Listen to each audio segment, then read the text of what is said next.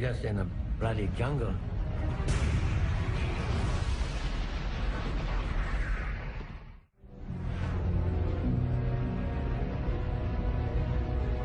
D-Day +1. Over the last 36 hours, the Canadian 2nd Armored Brigade has broken out from their Normandy beachhead and begun to battle their way inland.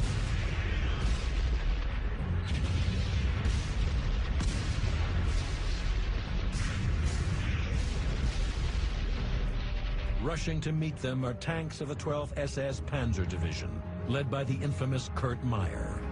His forces take up position in the Abbaye d'Ardenne. There, the 12th SS set a trap for the tanks of the Sherbrooke Fusiliers, now slowly advancing toward the city of Caen. All of a sudden, bang. From then on, the battle started.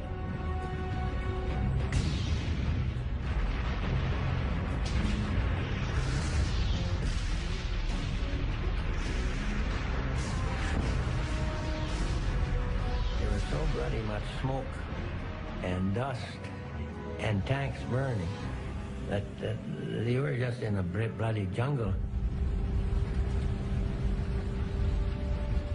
The Canadians are caught by surprise. Within seconds, the lead tanks of the Fusiliers column are destroyed. Our commanding officer needs some more strength forward, and he asked my squadron commander to send up a troop of tanks, 4 tanks.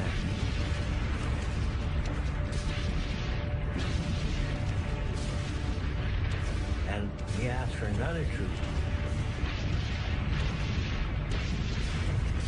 So now there's my squadron commander, myself, and the 3rd tank. That's all we got.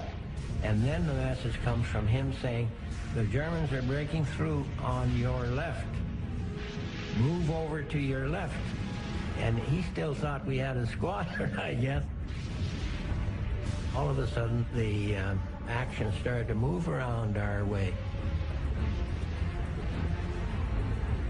And at first I saw the tanks, and they were at about, 1,000 yards away.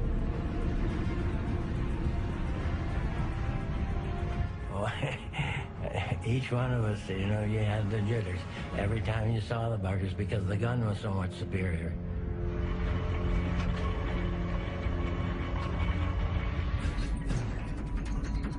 The Panzer IV carries a powerful 75mm cannon.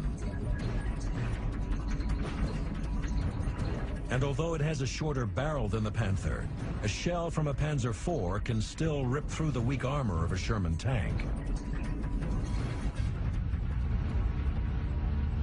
The Sherman was an easy opponent for us.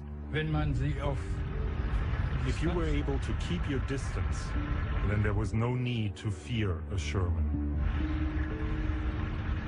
The short-barreled Sherman doesn't have nearly as much punch as the Panzer IV. You had to start playing the game of tactics. And I start firing my smoke in front of them. Along with high explosive and armor-piercing rounds, the Sherman is also equipped with white phosphorus incendiaries. These shells can be used by tankers to mark enemy targets or fired to create smoke screens to provide tactical cover. And they were at about, 1,000 yards away. And I said, for Christ's sake, let them come in close. And watch the right-hand corner where I just put down the smoke, because you may see something come around the corner there taking a look at us. And sure enough, you see a tank just sticking his nose around, looking, trying to get some view. Finally, I said, fire. And I hit him at about, it must have been in 800 or 900 yards, I guess. I can always remember the thing actually burning. It's Radley Walters' first tank kill. By war's end, he will have 17 more, and recognition as Canada's leading tank ace. But on this day, the Canadians take a beating.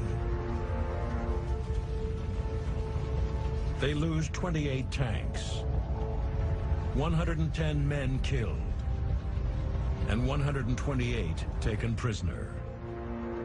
18 of the captured are delivered to a terrible fate. The first group, which was mostly the North Nova Scotias, were brought to this courtyard here.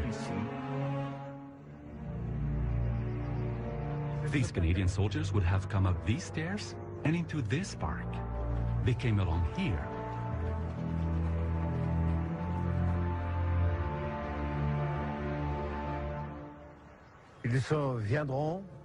At the top of the stairs, there was an SS.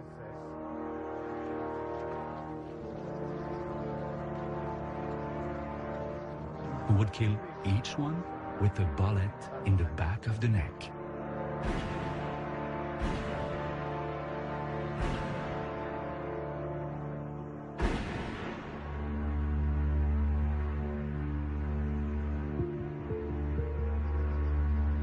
The ruthless Kurt Meyer and his 12th SS Panzer Division have all but stopped the Canadians in their tracks.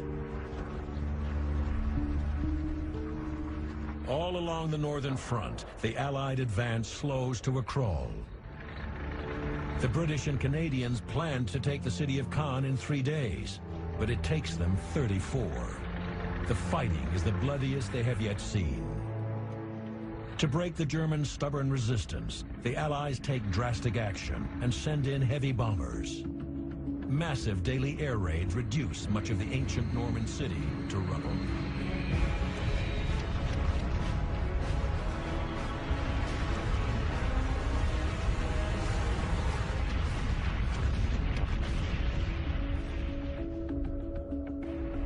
What happened was that Caen City was totally obliterated. On July 9th, D-Day plus 33, the Allies finally enter Caen. Our tank advanced down one of the main streets of Caen, only to find that we were driving into huge multiple bomb craters.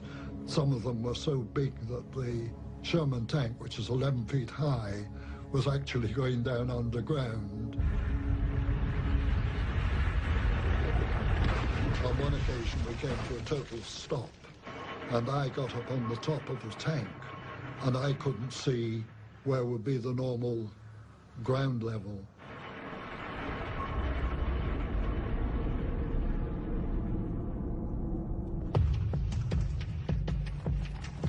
There's rubble everywhere, but no Germans.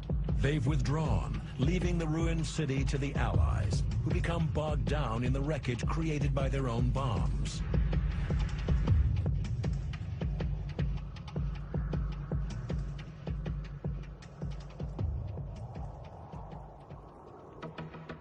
The Germans have retreated south of Caen, digging in along a 5-kilometer stretch of high ground known as Verrières Ridge.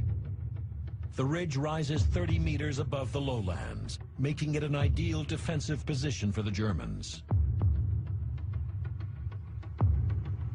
From here, they can command the area all the way north to Caen, making it a killing ground for the advancing Allied armor. The Germans deploy their arsenal, including 72 88mm anti-tank guns, 40 Panthers, and 80 heavy Tiger tanks.